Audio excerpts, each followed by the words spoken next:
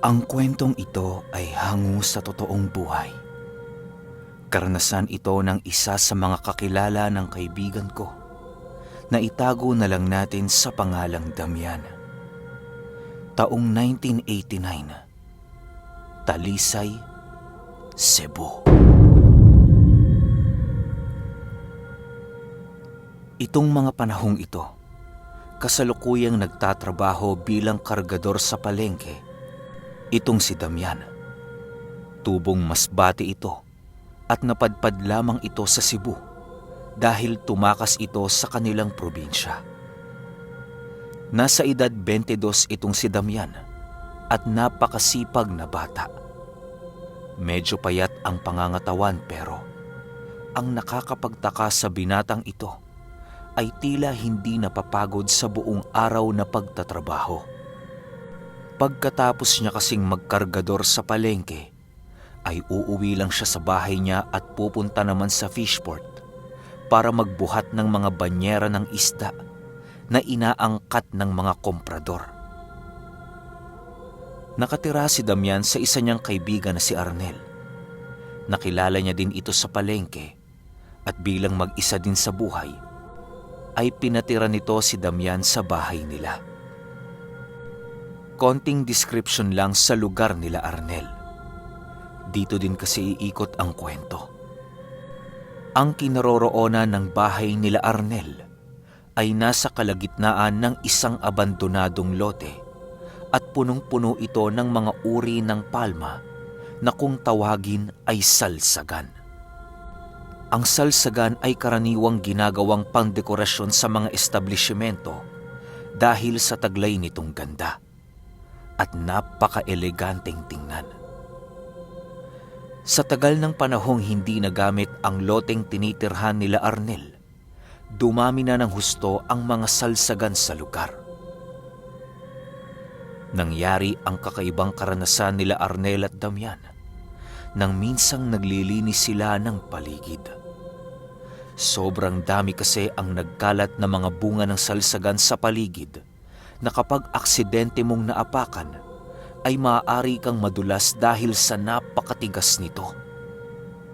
At dahil sa wala na silang mapagtambakan ng mga ito, ay napagpasyahan nilang sunugin ang mga bunga. Matyaga itong binabantayan ng dalawa hanggang sa naupos na ng tuluyan ang lahat ng ito. At nung bandang gabi na ikinalat ni Damian ang pinagsigaan para tiyaking walang apoy na maiwan na maging sanhi ng sugod sa paligid. Nang akmang bubuhusan niya ito ng tubig, ay may napansin siyang bukod tanging bunga na hindi nasunog at nasa kalagitnaan ito ng ginawa nilang siga. Sa kanyang pagtataka, kinuha niya ito. Sinungkit niya yon gamit ang isang patpat. At nang matiyak niya na malamig na ang sinungkit na bunga ng salsagan, ay dinampot niya ito at tiningnan. Inilapit niya ito sa gaserang nakalapag sa lamesa nila sa labas ng bahay. Laking pagtataka niya dahil kung hahawakan ay parang pangkaraniwang bunga lang ito ng salsagan. Pinahid niya ang abo na nakabalot dito at nakita niya ang pinakagitna ng bunga. Ni hindi man lang ito natupok. Yung iba nga, nagsiputukan pa dahil sa taglay na langis ng bunga nito. Tapos yung iba naman na abo. Pero yung hawak niya ay namumukod tanging hindi nasunog. Dahil sa pagkamangha, hinugasan niya ito at ibinalot sa kanyang itim na panyo at inilagay sa kanyang bulsa. Hindi naman gaanong kalakihan ang bunga na yon. Halos kasing laki lang ito ng 5 pisong barya. At medyo bilog ang hugis na para bang maliit na lemon na itim ang kulay. At kung sisipating maigi, tila ba napakaraming ugat ang nakabalot dito. Dahil sa pagkamangha sa nakuhang bunga, ay lagi niya itong pinagmamasdan. Talagang wala siyang kaalam-alam na ang nakuha niya ay ang dahilan ng kakaiba niyang lakas at liksi ng pangangatawan. Minsan na itong napansin ni Arnel nung habang nagtatrabaho sila sa palengke ay bigla na lamang gumuho ang tumpok ng mga sako ng munggo na ibinababa nila mula sa isang truck. At bumagsak ang lahat ng ito sa kinaroroonan ni Damian na noon naman ay may buhat-buhat ding sako ng mais. Nagsigawan ang lahat ng nakakita dahil ang halos lahat ng sako ng munggo ay nagsibagsakan papunta kay Damian at sigurado na hindi na siya mabubuhay. Isipin nyo ang isang sako ng munggo ay may tinatayang 60 hanggang 70 kilo. Mahigit 100 sako ang dumagan sa kanya. Pinagtulungan ng mga kargador na maialis si Damian sa tambak ng mga sako sa pag-aakalang natabunan ito sa ilalim. Pero maniwala kayo o hindi, habang abala ang mga kargador sa pag-aalis ng mga sako, bigla na lamang nagsalita si Damian mula sa kanilang likuran. "Oy! Hayaan nyo na yan! Sus, marami pa tayong ibababa eh. Mamaya nyo na ayusin yan." Napatingin sa kanya ang lahat ng kanyang mga kasamahan. Nanlalaki ang mga mata ng mga ito at hindi makapaniwala na nakita nilang nakatayo si Damian sa mismong harapan nila na wala man lang ni isang galos. Kitang-kita nila na binagsakan ng mga sako ng munggo ang binata at sigurado silang natabunan ito. Pero sa hindi maipaliwanag na kaganapan, ay nakatayo si Damian sa kanilang harapan. "Anak nang, Damian, kinabahan kami sa iyo . Paano ka nakalabas sa ilalim ng mga sako?" Takang tanong ni Arnel sa kaibigan. "Ha? Hindi naman ako natabunan eh." "Sus, gutom lang yan, Nel. Bilisan mo na dyan at na makakain na tayo." Pasimpleng wika ni Damian habang papaalis.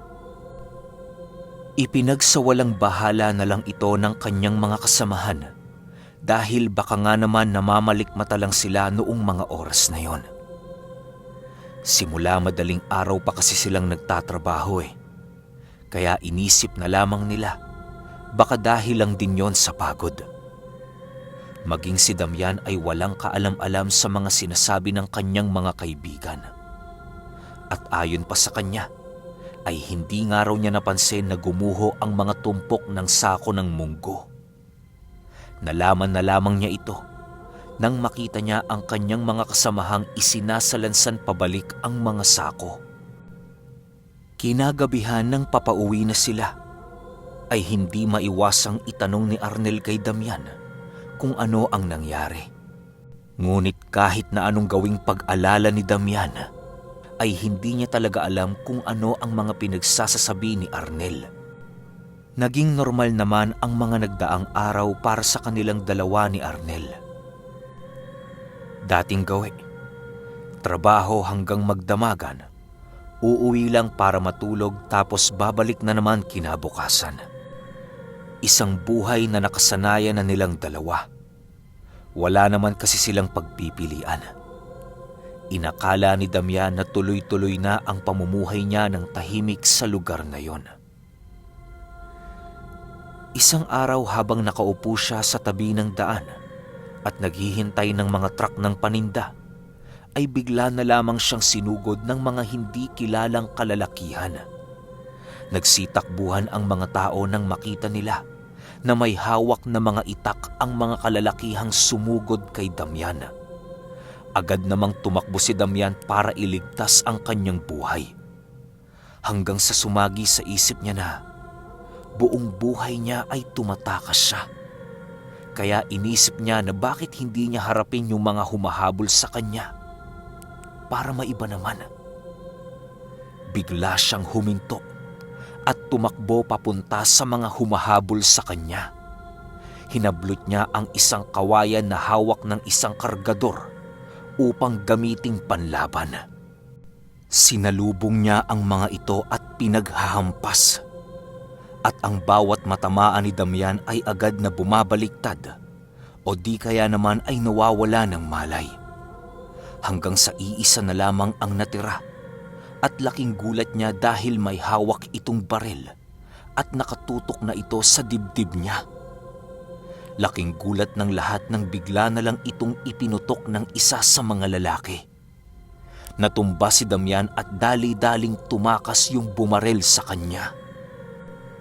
Inakala ng lahat na patay na si Damian, ngunit bigla itong bumangon at hinabol ang lalaking bumarel sa kanya. At nang maabutan niya yung lalaki, nanlaki ang mga mata nito dahil sa hindi siya makapaniwala na buhay pa si Damian. Muli itong bumunot ng baril at pinaputokan si Damian ng paulit-ulit. Ngunit wala pa ding epekto kay Damian ang mga bala ng baril ng lalaki. Maging si Damian ay nagtataka na sa mga nangyayari. Habang papalapit siya sa lalaki ay umaatras naman ito dahil sa takot nito kay Damian at aksidente itong nahulog sa isang butas ng imburnal.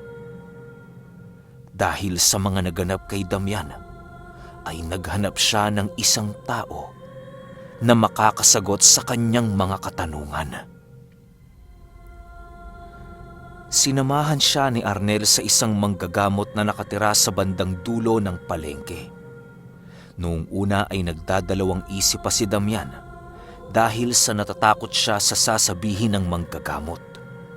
Ngunit napilit siya ng kaibigan niya at agad na nagpatingin sa manggagamot. "Magandang hapon po, Mang Enteng. Ipapatingin ko po sana ang kaibigan ko. Ilang beses na kasing nabaril to pero hindi tinatabla ng bala eh." Bungad ni Arnel na agad namang nakakuha ng atensyon ng manggagamot. "Ha? Ano sabi mo? Hindi tinabla ng bala?" Takang tanong ng matanda habang papalapit kay Damian. Hinawakan niya ang pulso ng binata at nagulat ito. Sabay wika ng, "Nasa pangangalaga ng isang mutya ang kaibigan mo, Arnel. Iho, ano ang mutyang hawak mo? Dahil kung ano man ito, nabigyan ka nito ng kunat at panglihis." Biglang naalala ni Damian ang isang buto ng salsagan na nasa bulsa niya. "Mutya? Ito po ba, Manong? Napulot ko lang po kasi yan eh. Hindi ko naman alam na mutya pala yan. Kasi sa libu-libong bunga ng salsagan na sinunog ko, ito lang po yung bukod tanging hindi naaboy." Wika ni Damian at kinumpirma ng manggagamot na mutya ang hawak niya. At yun ay ang mutya ng salsagan. Pinayuhan niya si Damian na ingatan ang mutya at hanggat maaari ay huwag ipagyabang o ipagsabi kahit kanino. Dahil mawawala ang bisa ng mutya kapag ginawa niya yon. Lalong-lalo na, wala siyang pinanghahawakang mga dasal para pakainin at paamuhin ang mutya. Hindi makapaniwala si Damian at Arnel na nakasumpong siya ng isang pambihirang mutya. Sinunod nila ang ipinayo ng manggagamot na huwag ipagsabi ang alam nila tungkol sa hawak na gamit ni Damian. Nagpatuloy sa araw-araw nilang gawain ang dalawa hanggang sa naalala ni Arnel ang nangyari sa kanyang kaibigan. Yung pananambang sa kanya. Kaya naitanong nito kay Damian kung ano ang pinagmulan nun. "Pre, ano ba ang nangyari at bakit kayo hinahabol ng mga kalalakihang yon?" Tanong nito sa kaibigan, isang hapon habang sila ay nagkakape. "Mahabang storya, pre. Galing pa sa masbate ang mga lalaking yon. Taga dun yun sa amin, pre." Dagdag pa ni Damian na ang mga kalalakihang yun din ang pumatay sa kanyang buong pamilya. At hinahabol siya nito sa kadahilanang ang tatay pala niya ay nakasaksi ng isang krimen na ginawa at kinasangkutan ng isang mataas na opisyal sa kanilang bayan. Kaya ganun na lamang ang paghahabol sa kanila upang walang matirang testigo sa ginawa. Kung ganun pala pre, talagang delikado ang buhay mo? Tanong ni Arnel.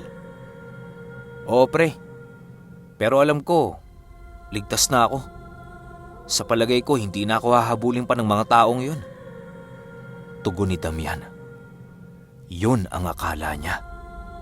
Ang hindi niya alam ay may mga nakaligtas sa ginawa niya at nakapag-ulat doon sa bayang kinaroroonan niya.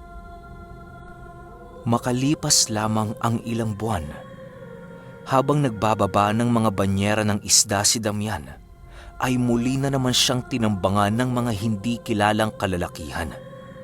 Sa pagkakataong yon ay nadamay si Arnel. Malubhang nasugatan ang kaibigan niya, bagay na lubhang ikinagalit ni Damian.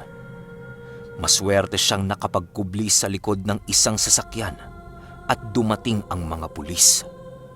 Kaya hindi siya napahamak. Dinala niya sa ospital ang kanyang kaibigan at agad naman itong nalunasan.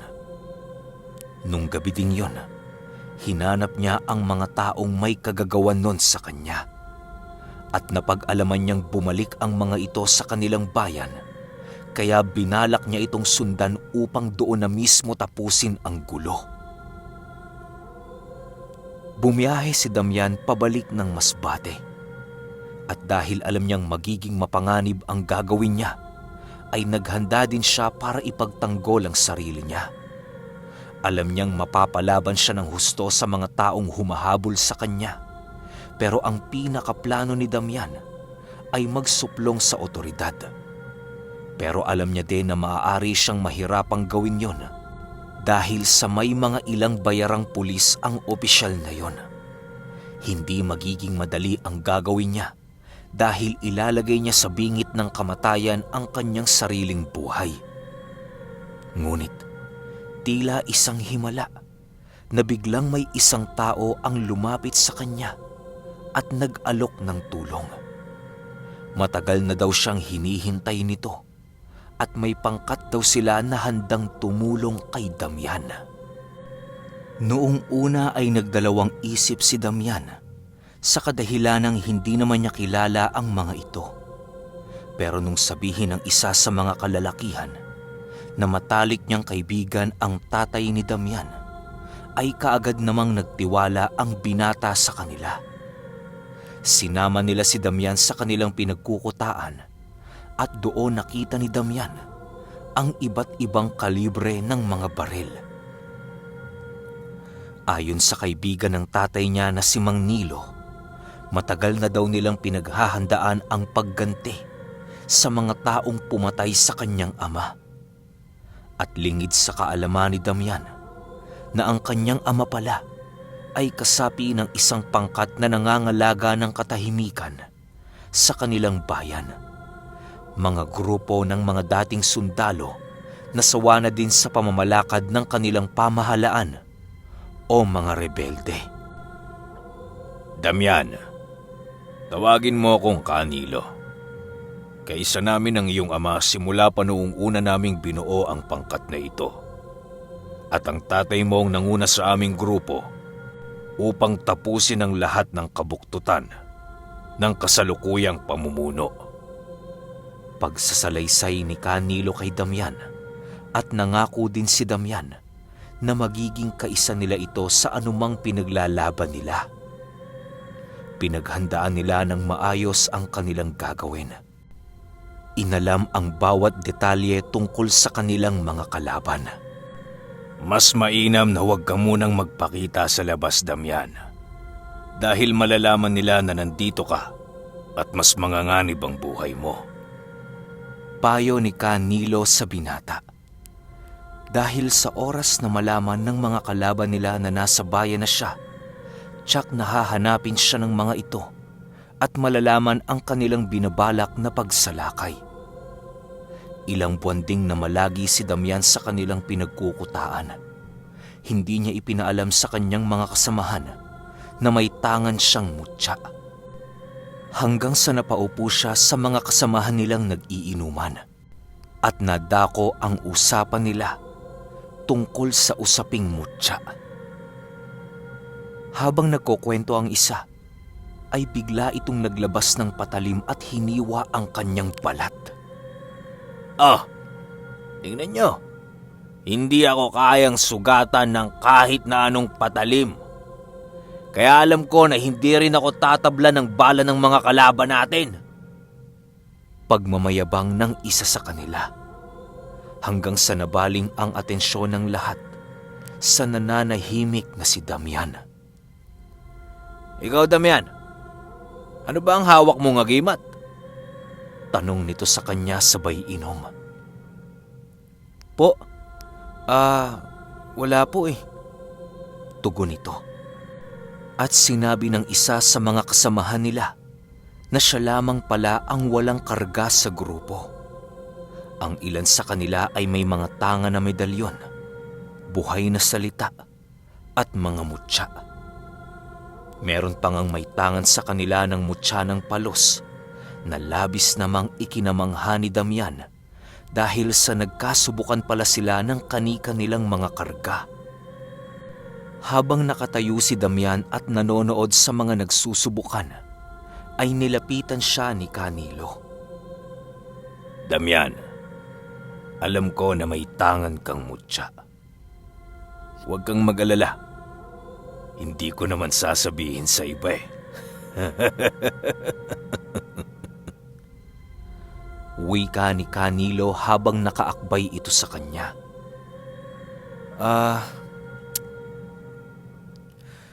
Ang totoo po niyan, Canilo, meron po talaga.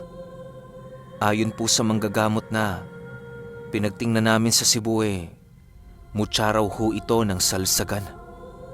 Sabay labas ng itim na panyo sa kanyang bulsa at akmang bubuksan na niya ito, ay pinigilan siya ni Canilo. Teka. Hindi mo pwedeng basta-bastang ipakita yan sa lahat. Itago mo yan, iho. Tsaka mo na ipakita sa akin kapag nalaman mo na ang mga tamang dasal at pakain ng mutya. Dahil kapag meron ka na ng mga bagay na yan, hinding-hindi ka nalulubayan ng mutya mo at pwedeng-pwede mo pa yang ipamana sa iba. Pero dahil kaanib ka na ng ating samahan, huwag kang mag-alala. May mga ibibigay ako sa iyo. Wika nito sa binata at bilang pangdagdag sa proteksyon na bigay ng mutya ng salsaga na hawak niya, ay pinagkalooban niya din si Damian ng isang buhay na salita at isang pang-iwas basag mutya.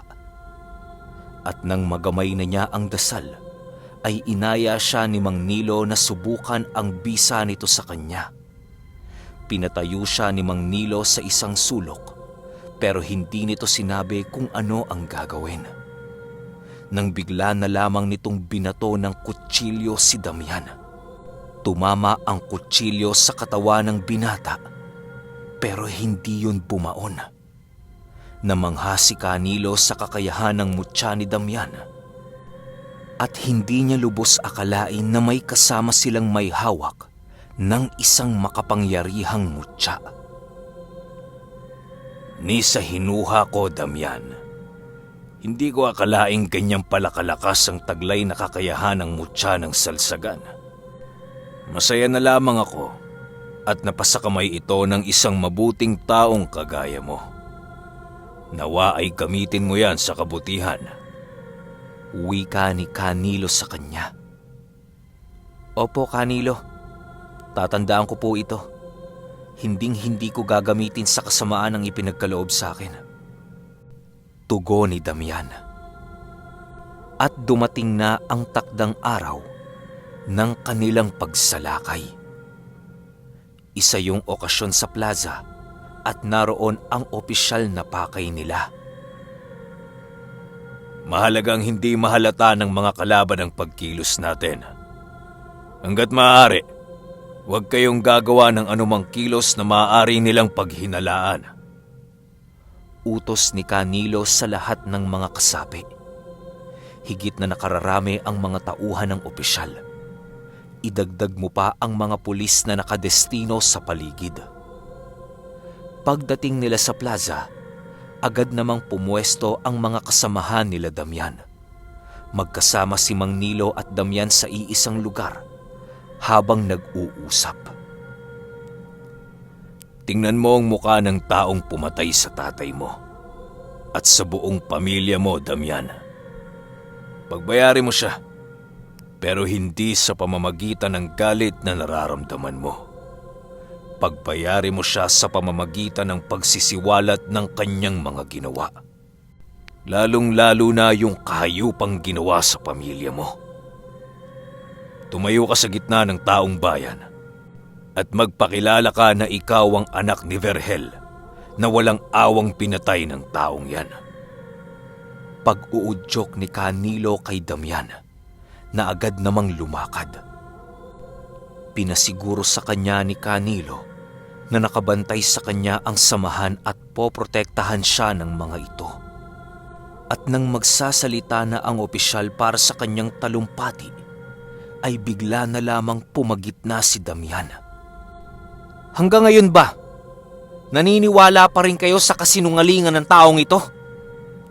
Ang taong ito ang pumatay sa marami nating kababayan, kabilang ang aking buong pamilya, sa kadahilan ng ayaw niyang malantad ang kanyang ginagawang kabuktutan. Alam ko na kilala ninyo ang tatay ko. Isa siyang mabuting kawani ng gobyerno. Marami din sa inyong pinahirapan ng taong ito. Ngayon, handa akong tumistigo sa lahat ng kasong kinakasangkutan ng taong ito. Maisa katuparan lang ang pagpataw ng katarungan sa mga taong pinatay niya. Sigaw ni Damian na ikinagulat naman ng opisyal. Agad namang kumilos ang kanyang mga tauhan upang pigilan si Damian. Nang walang ano-ano, ay biglang nagpaputok ang panig ni Canilo at tinamaan ang opisyal, maging ang ilan sa mga tauhan nito. Mabilis namang nakalayo si Damian nang hindi nahuhuli. Ngunit nang akmang sasakay na siya sa kanilang sasakyan, ay bigla na lamang may bumarel sa kanya. Nawalan siya ng malay at inakala ng mga kasama niya na patay na ito, ngunit laking pagtataka nila na walang dugo ang lumabas at wala ding sugat ang binata. Matagumpay silang nakatakas nun. Matapos ang kaganapang yon, ay muling nagbalik si Damian sa Cebu dahil masyado siyang mainit para sa bayan nila.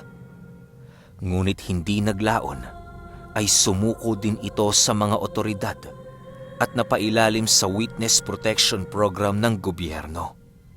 Dininig ang kaso laban sa opisyal at napawalang sala si Damian sa kasong kinaharap niya. Dahil sa mga kaganapan, nagbalik ang kaayusan sa kanilang bayan. Napalitan din ang sukab na pinuno ng bayan. Laking pasasalamat ni Damian dahil sa muli ay naranasan niya ang mamuhay ng tahimik at walang kinakatakutan. Yon ay dahil sa tulong ng kanyang tangan-tangan na mutya ng salsagan.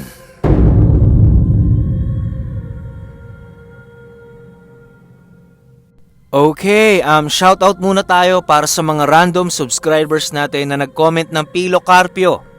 Andyan sina Rochelle Arenal, Yeng Zaragoza Ilarina, Luz Viminda Reyes, Rian 391, Dimples Yumi, Alex Torres, Maria, Feitot Reyes, Ivan Oding, Aya Flores, Cindy Calpa Cruz, Braille Malik, Cecil Rodriguez, Maria Patane, Dark Meadow, Mandarin Army, Jan Bautista, Wonder Nature Channel, Joy Rodriguez, Realistic TV, Vincent Miranda, Beltran Dalen Jr., Kenz Imperial, Skynica Elisterio, Janjan TV Fax,